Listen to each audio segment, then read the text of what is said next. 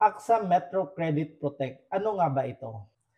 Siguro may nare-receive kayong offer from Metrobank Customer Service regarding Metro Credit Protect. So ano nga ba itong Metro Credit Protect?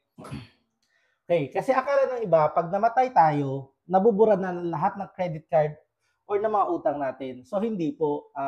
Naka-state yan sa civil code natin na minamana yan ng mga anak natin or any line of successions na mga heirs natin. So, yung credit card balances natin, kailangan nila yung bayaran. So, paano kung wala naman talaga pambayad? Doon lang nagkakaproblema. Pero, once na may asset yung namatay, bago yan mapaghati-hatian, kailangan mo na bayaran ang lahat ng mga utang. So, including yung credit card balances. Kaya, importante ding meron tayong AXA Metro Credit Protect para at least yung mga balances ng mga credit cards natin is hindi na siya babayaran ng mga heirs natin. So kung kaya naman talaga natin i-avail yung insurance na yun para sa credit card, i-avail na natin.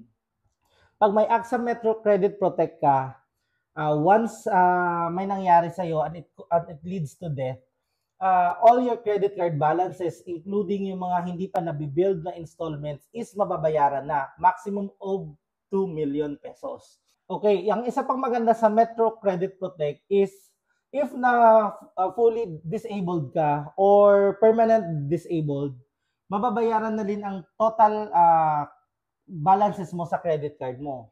If you're diagnosed with terminal illnesses, 50% ng credit card balances mo yung mababayaran.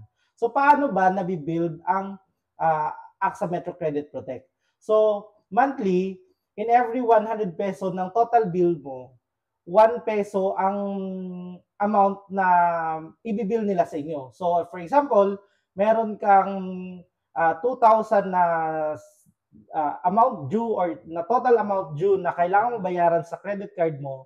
So, ang mabibill sa yung AXA Metro Credit Protect is 20 pesos. Basta kaya naman talagang i-avail itong insurance para sa credit card natin, i-apply na natin. Kasi at least mas magandang pag may nangyari man sa atin, at least alam nating wala tayong iiwang sakit sa ulo